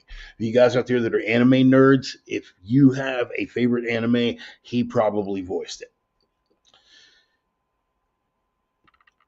I thought he was I thought I was going to hear from it every day, and I was ultimately going to have to cut him loose. Not once, man. Not once. He has not jumped on to a single thread with regard to religion since I came home to the cross. We still bicker about politics all the time, but not once, not on one single occasion has he jumped in on a religious thing, on a thread. Not even like a laugh react and then leave it. Not once. What's that? Violently anti-Christian describes the youth of any numbers. Yes, yes, indeed. What is that? Ryan Jason's the only gay guy I've met not to. Okay. Yeah, yeah, not to. Right, right. Because he has actually crossed the threshold. You know what I mean? It's like what is it? The mind is willing, but the flesh is weak. I guess. um. In any case, what is that, Johnny? I never tried to defend my beliefs, whether it's my belief in God, Jack Kirby, or the unparalleled awesomeness of Motorhead. Bart introduced me to two of the three. Yeah, Jason has good striking. Yes, yes, JT, he did. Ryan, I wasn't aware that you had done backing vocals on the album. The four agreements helped me too. Okay, cool, cool. I love that you guys are getting strength from different sources, man. For everybody that is gathered here, I'm totally off the rails as far as like my bullet points and where I plan on going and everything. But this is the spirit, man. This is the spirit speaking through me. This is the boss giving me the spirit and saying, take it and run with it, bro. Screw the outline. We're doing something. All right? Work. Be still and know that I am God. You guys have heard that, right? Be still and know that I am God. It's easy enough. That works for most people. For me, sit down, shut up, watch me work. That's how Boss Man speaks to me. Okay. So just so we understand how we're all communicating here. In any case, Emmy, yes, yes, yes, bang, exactly. We're being told to flee, okay, getting moderately back to where we're headed with that, okay. We're being told to flee Babylon because Babylon, as a concept, is coming crashing down right now. The left would be well advised to flee the hell out of Babylon right now. Right now. Because of the price that is about to be exacted on them now, the fact that they are not running the show anymore. We're past a particular plot device. We're past a particular chapter and subdivision of a particular reference. And we're into that part where darkness doesn't rule the day anymore. At least not currently. Now, again, lest any man should boast, keep in mind that could be snatched from us at any point on the timeline. You feel me? Darth Cheeto, the Mango Menace, they came within millimeters of taking him out one time before. And you don't think they've got follow-up barbers looking to give that JFK haircut? Guess again, Sparky. We're in a good spot right now, though, man. We are in a good spot because we have turned the corner. We don't have the shackles on, and we reject the comfort because it damn sure wasn't comfortable having to wrest control of it back. It was an ugly process. And now, oh my goodness, that's even better. The Tangerine Palpatine. Brother, that is beautiful. Make that a hashtag and send it to Christopher Titus. He'll probably give you a co-writer credit, man. Here's the thing, man. It's getting ugly. I told y'all the fight was coming. Told y'all the fight was coming. And we're in it. Brother, we are in it. What a time to be alive right now. What a time to be alive. I am watching this cultural revival going on. I am watching this spiritual revival going on. I am seeing people who would never, ever have had anything to do with Christ or faith or any of these things that are coming to realizations that might not get them over the line to saying, yeah, I'm going to give my life over to Christ, but they've got their heads right now. They've got their heads right to the point where we can at least recognize the difference between evil and good. Didn't seem that difficult once upon a time. But now we live in a day and age where we're cutting the cock off a healthy 13-year-old boy is considered affirmative health care. So yeah, I would say culturally we have slipped a little bit with regard to recognition. What do I always pray for? What I always pray for? Strength. And what are the other two things? Somebody sound off. Strength, clarity, and discernment. We've been slipping on discernment, but culturally we are getting it back. We have been slipping on clarity, but culturally we are getting it back. And it's not just here, it's happening all over the world. Since Clem joined in on that one, going on in France right now. We're going to see Marine Le Pen at the helm of that damn thing before it's over with. You watch.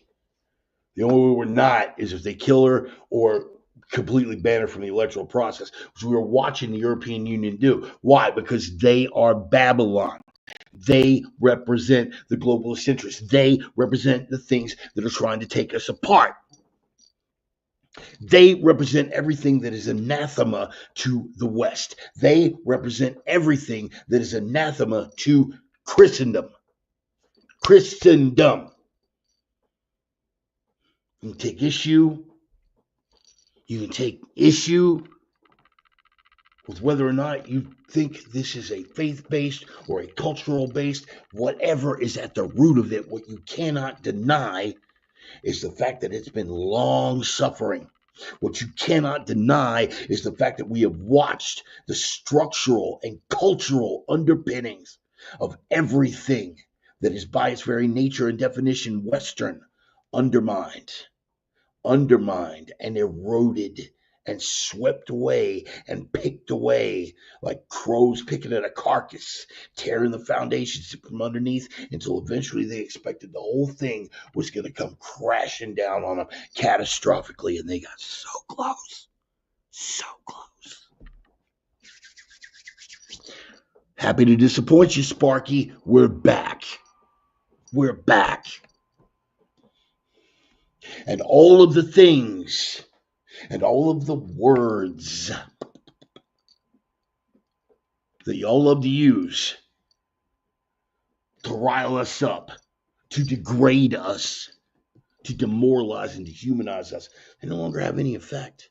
We are moving forward with you, without you, or if necessary, through you and over you. Trample the weak, hurdle the dead. We are coming out chunking. You better get used to words. You know, you guys love the words like racist and bigoted and intolerant. You better get used to words like relentless. You better get used to words like onslaught. You better get used to words like cultural unity. Get used to people rejecting filthy, pus-dripping lies about diversity being our strength, about multiculturalism being this, about how this wasn't real communism and everything. No, man, no, we're past it.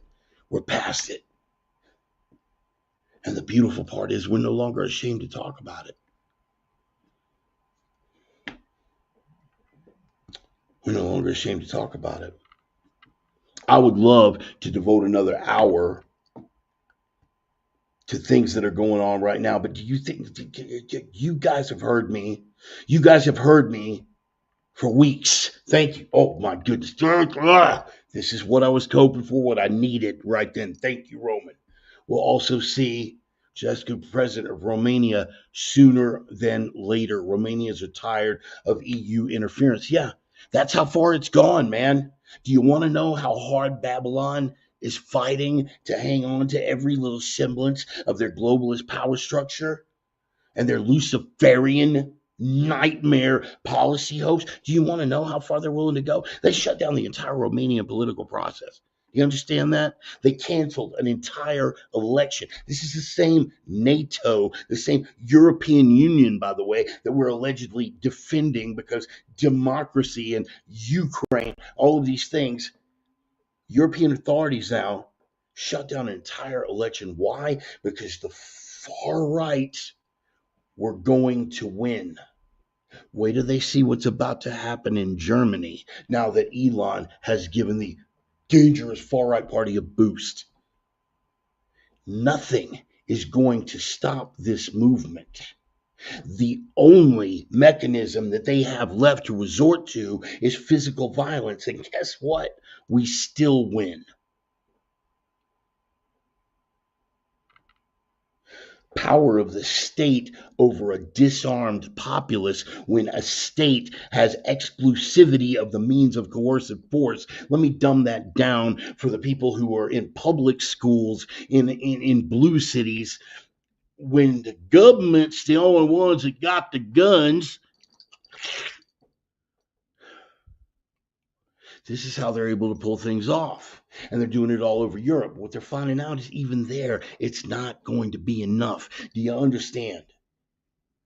The globalist ambitions, these Luciferian control the food supply, control the supply chain problems that keep people from being fed. You control the food, you control the population. These people are not dumb. They know exactly what they're doing. And what are the farmers doing?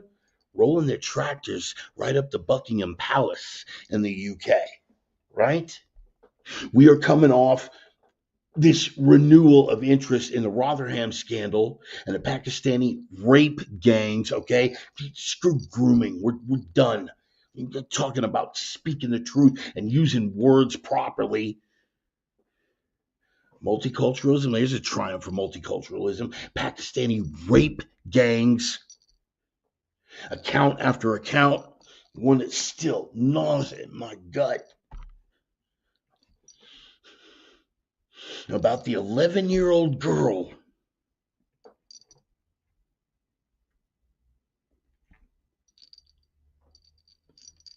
that they used an inflatable butt plug on for her to be able to accommodate more than one cock back there at a time.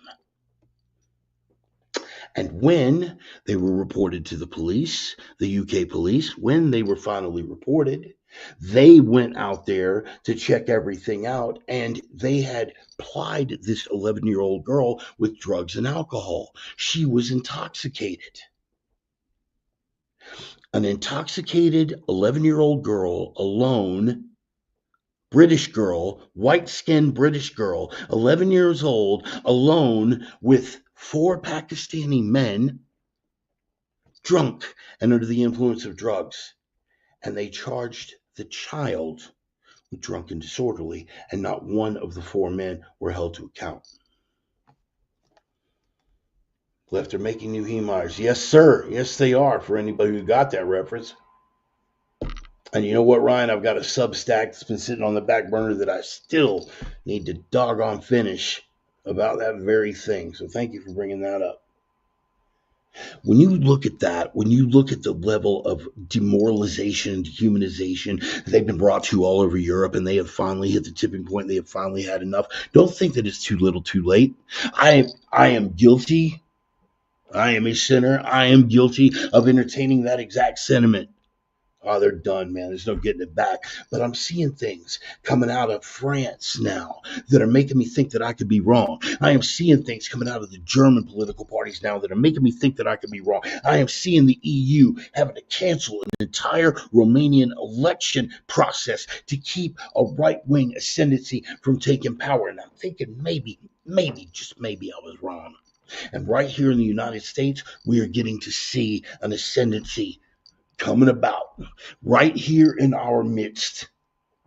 Right here in our midst, we are getting to witness it. And I want to owning the libs. The tears are glorious, but damn if it isn't. Damn if it isn't. Such a beautiful thing to behold. The histrionics. Here's your Reverend Bart word of the week. Histrionics. Watching them spew, watching dances with bullshit. Elizabeth Warren.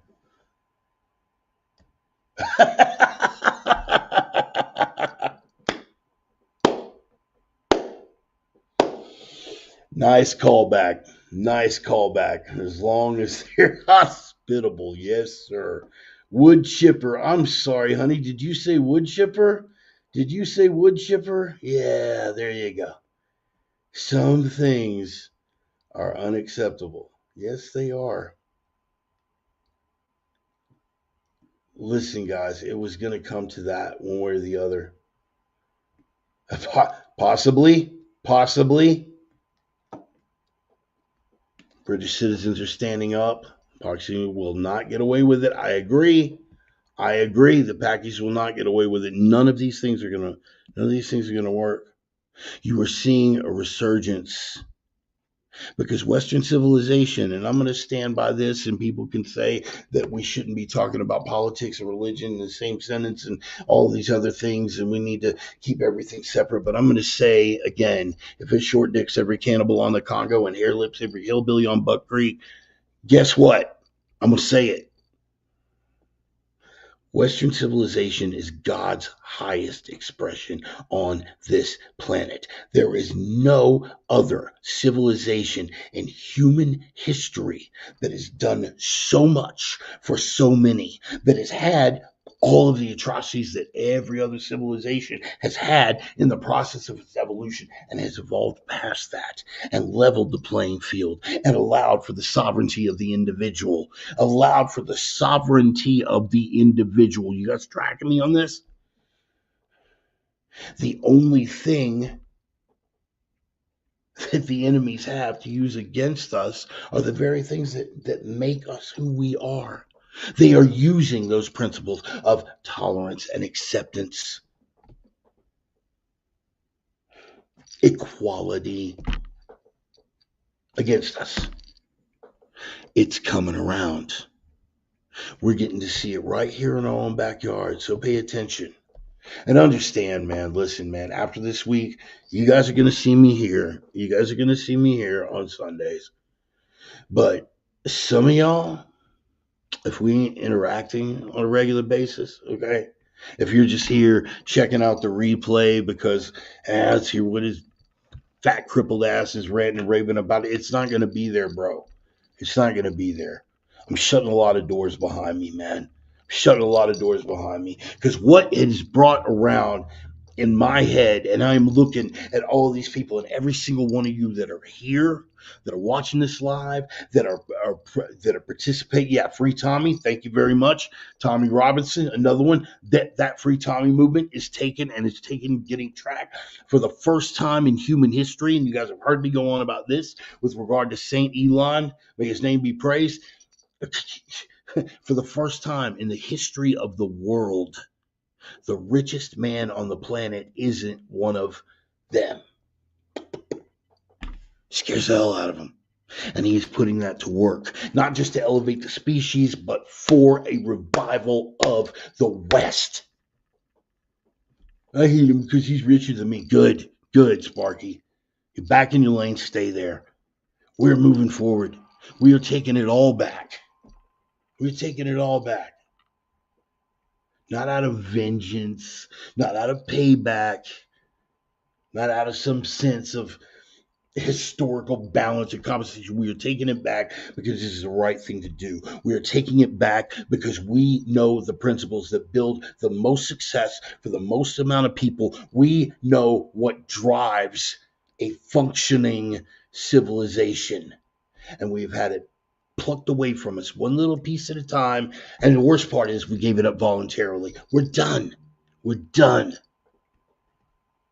So let them have their moment, man. Don't look so sad. Don't look so sad. You look a little bit angry, maybe. A little bit angry. Don't look so sad, man. Don't look so sad. Of course they're doing what they're doing on C-SPAN. Of course they're doing what they're doing at these hearings for confirmation. Of course they're going to try to undermine every step of the way. Of course they're going to get around to trying to undermine him economically. Of course you have markets that are betting and shorting stocks to try to predict and therefore usher in an economic collapse so they'll have something to hand on them. Don't worry about it. Don't worry about it. You should be more concerned right now about fleeing out of the midst of Babylon. Do you understand? You need to be concerned about getting your own head right, about getting your own life right, about getting your own soul right, and building a community of like-minded individuals that can see everything that is falling apart, that understand the metaphors at work and the references that are coming together in the book of Revelation, when we get to Revelation chapter 18, what they're really talking about and how much it lines up with everything that is going on right now. The people who are weeping and wailing about all the stuff that they've lost, they are servants to fallen Babylon. Do you understand that? Let me just pull this up real quick. After these things, I saw another angel come down from heaven, having great power, and the earth was lightened in his glory. And he cried mightily with a strong voice, saying, Babylon the Great is fallen. Has become the habitation of devils and the hold of every foul spirit, a cage of every unclean and hateful bird. See this, and I want you to think in terms of globalism and multiculturalism, what they're trying to do in Europe and what they're trying to undermine the West. I want you to think about everything I'm about to read to you through that lens and through that frame of reference. For all nations have drunk of the wine of the wrath of her fornication, and the kings of the earth have committed fornication with her, and the merchants of the earth are waxed rich through the abundance of her delicacies. And I heard another voice from heaven saying, Come out of her, my people. Come out of her, my people, that ye not partake of her sins, and receive not of her plagues. What does that say to you? That's payback time. That means it's coming. It's not anything we're having to bring about. This is everything coming full circle. This isn't the wrath of man, son. This is the wrath of the boss, man. This is the wrath of Almighty God. Nothing less. And if you don't share the faith, that's cool. Just bear with me, son. Every knee, something, every tongue, something. I heard another voice from heaven saying, Come out of her, my people, that ye be not partakers of her sins, that ye receive not her plagues. Because payback is coming. For her sins have reached unto heaven, and God hath remembered her iniquities. And what does he admonish us to do? Reward her, even as she rewarded you. You remember all the mercy that we would have killed for once upon a time? Please, can we just go to church and not have our service shut down for some lung bug? Please, could we have our kids in a public place where they don't have to get involved, where they don't have to be exposed to bouncing dongs? Please, could I let my 13-year-old girl go to school and not come back talking about how she wants to get hormone treatments and get her breast removed because it's something her teacher said to her, because we're certainly not pushing that. Reward her even as she rewarded you, because you remember how much mercy they were willing to show us. When we had the temerity to stand up and say, look, man, could we just have church? No. In fact, we'll lock you up. In fact, we'll shut down your job site. In fact, we'll put you in camps. And what they were willing to do, let alone what they were able to do. Remember the willing and able discussion that we had last week? What they were willing to do. You go back and look at those polls. They were ready to take away your children. And now, now that we might have to actually return to the rule of law, they want to... Sorry for you, Sparky. Sucks to be you. For her sins have reached unto heaven, and God hath remembered her iniquities. Reward her. This is the admonition. Reward her even as she rewarded you. Double unto her, double according to her works, in the cup which she had filled to her double. How much she hath glorified herself. Does this sound familiar?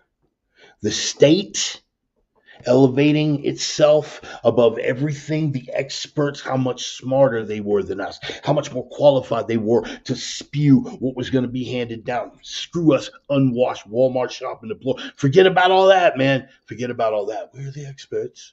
We are your intellectual betters.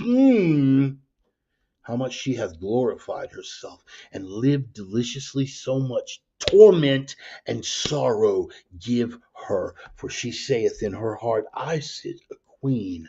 I am no widow, and I shall see no sorrow. Therefore shall her plagues come in one day. Death and mourning and famine, and she shall be utterly burned with fire, for strong is the Lord God who judgeth her. And it goes on.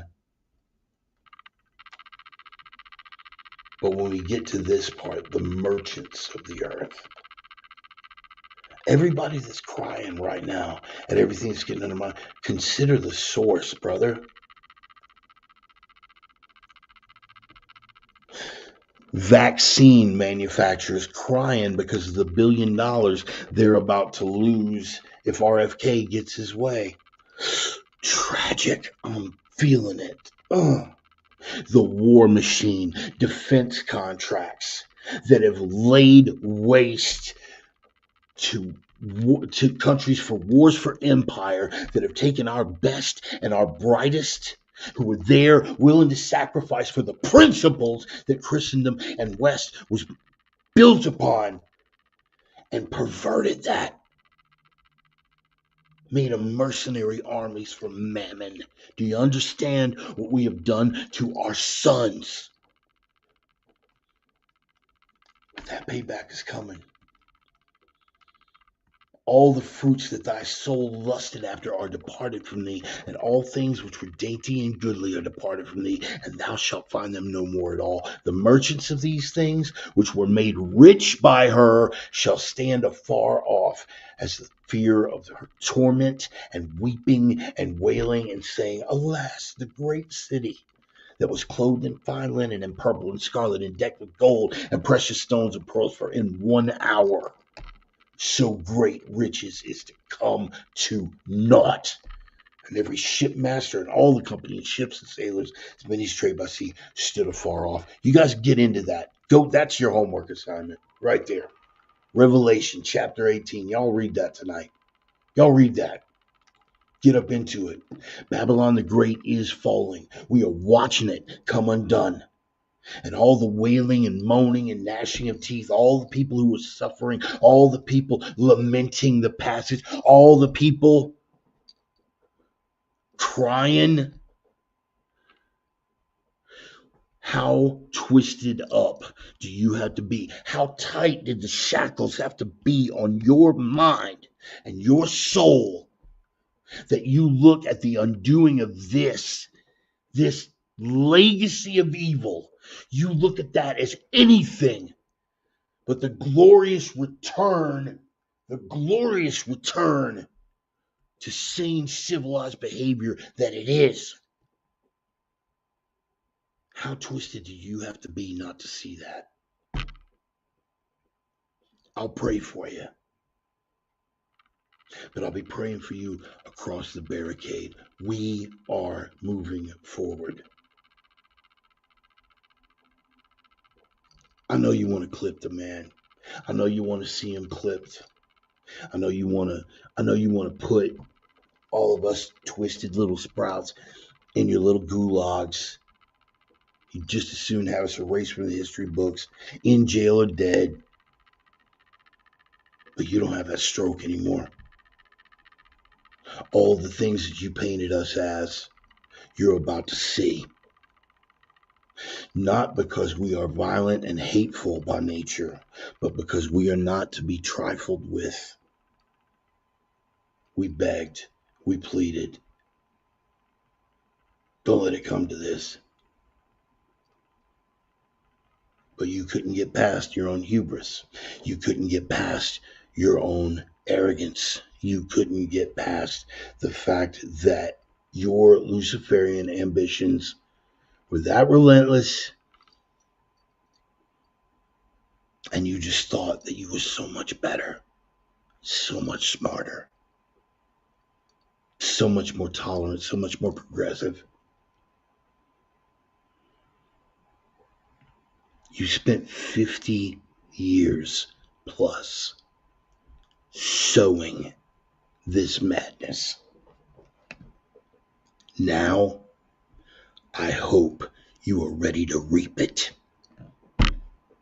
I am the Reverend. That is the gospel. Close with a prayer here. Oh, Lord God, I'm so thankful. I'm so thankful for all this bluster and fury. For all this bluster and fury, Lord, I am blessed. I am blessed. I want for nothing. I have a roof over my head. I have a trade. I have money in the bank and good friends.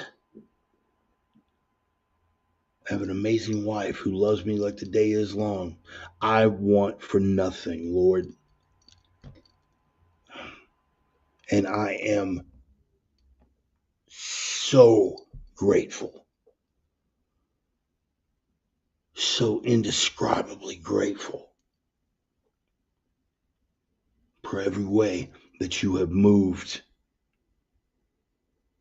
for me to be at this point in my life. Your will, not mine. Your strength, not mine. Your divine plan, not my twisted idea of where I was headed. You. I'm eternally grateful. I want for nothing, Lord, so I ask for nothing. But for my brothers in Christ, I'm going to ask. For my sisters in Christ, I'm going to ask.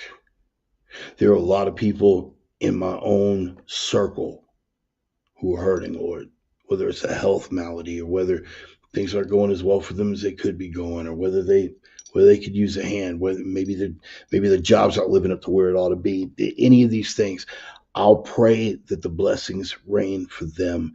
They come to me, I'll do whatever I can to be a blessing to them in all the ways that you put them in my life as a blessing.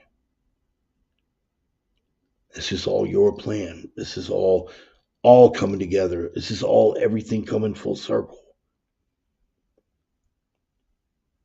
All things work for good to them that love God. Well, it sounded like a cliche until I started living it.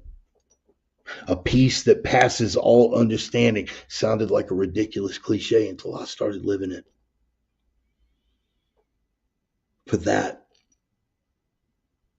I hold infinite gratitude as well, Lord. All the ways that you reveal yourself to me and reveal your plan to me, looking back at things that didn't make any sense to me at all, that are becoming clear in retrospect, looking back. Being able to have those moments where I go, oh, hey, God, I see what you did there. Thank you. That's what it's like to walk with you, Lord. And I hope that everyone here who isn't part of the faith can experience that one day, can come to that understanding one day. All the while that I ask you to steel our spines, I ask you to soften our hearts. Not for the world. Got to have a hard heart for the world. You got to have a hard heart for the world. Especially this Babylon-driven world that we're living in right now. Got to have a hard heart for the world.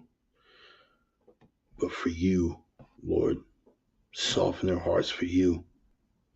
They be able Just take a minute to get outside themselves and say, all right, Lord, I don't know where I'm at. I can't make sense of any of this. My logical brain isn't processing this well. I can't answer some questions. Some questions are always going to be a mystery, but Lord, I'm going to take a chance. I'm going to take a chance. I'm going to open my heart, and I want you to speak to me, Lord. I want you to speak to me. Show me something. Lord, I hope that you soften their hearts enough to be ready to receive that message. What message you give to them, I'll leave that to you and them. But Lord, we got a lot of people out here that not only need your strength, but could do great things for the kingdom if only we could pull the scales from their eyes. If there's any way that I can serve to make that happen, Lord, here I am, Lord, send me. I never would have thought. I never would have thought that you'd be working so powerfully through me in the way that you are. And all those struggles and all those times I was caught up in my own arrogance thinking it was me saving myself from myself. All that pride, all that arrogance, all that chest thumping I did, Lord. I thank you for your grace that you can forgive my knucklehead ass. I thank you for your grace. But I thank you even more for showing me the way home. Showing me where the fight is, showing me where the mission is, and showing me where my place is to step up and fight it. Chin down, knuckles up. In the name of the risen Christ, whom I ever serve. Amen. Ooh.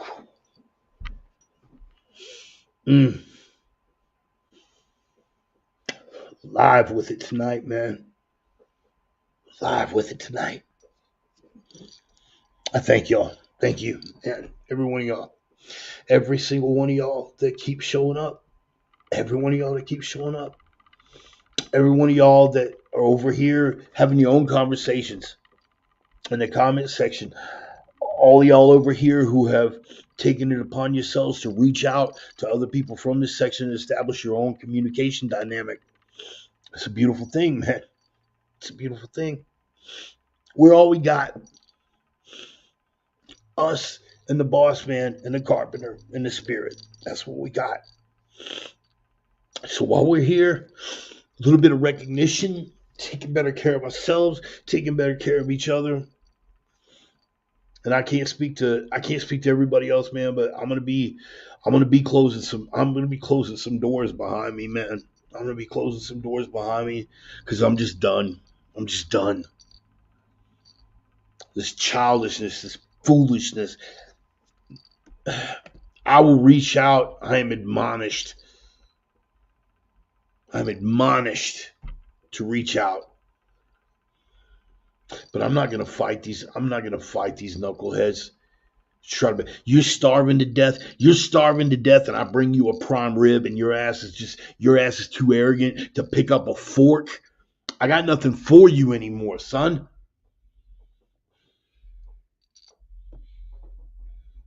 You're starving to death, and everybody can see you starving to death. Your ribs are showing. But you'd sooner be pinnacle of intellect than eat what I'm bringing to you because you're too smart for that. You're too smart. Whatever, man.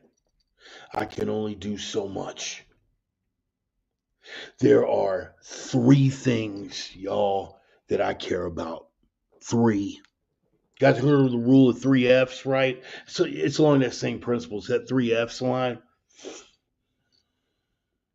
My faith, my family, and the fight. Chances are, if you're here and you're in the comments and you're communicating with me, chances are you qualify for family. Chances are. Or at least close enough. My faith, my family, and the fight. And y'all know what the fight is because we're in it. Those are the only things that are remotely relevant to me right now. So if it isn't served like the other rule of three F's, if you're not or financing right, and that's what made you relevant, okay, fine. You don't fall into those three F's, man. You're getting deprioritized, shall we say. I got no time. I will make time for family. I will make time for family. I will make time for faith because that is what is the center of all of this. That is what has rejuvenated and inspired and given me rebirth from the inside out. I will make time for that. And that is what will inspire my strength for the fight. And somewhere in it, we're in it. And I ain't looking back. I ain't looking back. I love y'all, man. I love y'all. Go ahead and fire up a little clutch. Fortunate Son, take us out. Possibly, maybe, I don't know, maybe. There we go. Little clutch to go out on, man. Fortunate Son, greatest cover of this song that's ever been done. You can disagree, you're entitled to be wrong. You guys, I'm gonna pass that digital collection plate around, man. You guys want to throw me something that's yeah, yes I did. Yes I did, Johnny. Yes I did. That's the ministry, brother. That's where it's at. I'm going to pass that digital collection plate around, guys. If you want to drop me something, that's cool. I'm on PayPal, I'm on Cash App, I'm on Venmo, I'm on all that good stuff. Facebook Pay, whatever. But I understand we are still recovering from 4 ugly, dark years, and eggs are still $1.50 a piece. No, things are rough, man. I get it. If you can't kick anything down, I totally get that. Here's what you can do, though, man. If you got a Facebook page, you got a profile, you got something, you can spread the word, spread that gladiator gospel. They're out there preaching, man. Throw it on out there. Share the sermon with somebody else. Let them know. Fat, toothless, crippled crane operator with some opinions gets on a rants and raves every Sunday for a couple hours. Like-minded, a kindred spirit. Maybe you get something out of the program, and I totally get that. That would help me tremendously to expand the reach of the program. But here's what you can do, not for me, but for yourselves. Like Brother Stone was just talking about. Go forth and live the 3. That's right, baby. Live the 3? What are you talking about? Live the 3? I'll tell you about the 3, man. 3 prime directives, baby. The 3 prime directives. Prime directive number 1, you have got to be signal in a world full of noise. They'll try to bury you with the noise. The noise and all the distractions. The noise and all the wailing and moaning and gnashing of teeth about how we're losing our democracy and how Jesus isn't just all that. You got to be the signal. You got to be that truth that punches through that noise and gets it through to the other side. You got to speak truth. Speak truth always.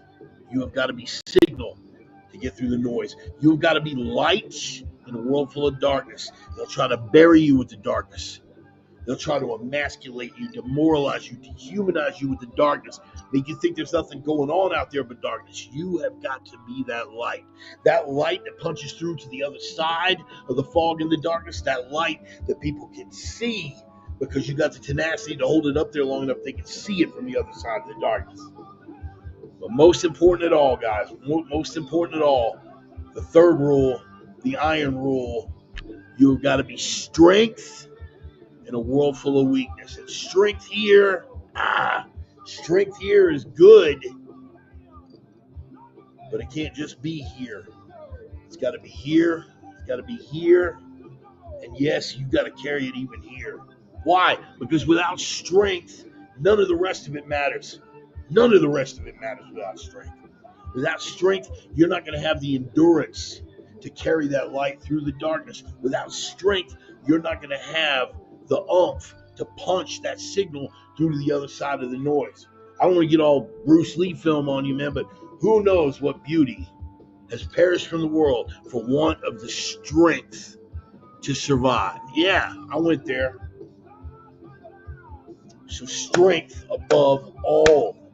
And when you pray, every night when you pray, strength, clarity, and discernment.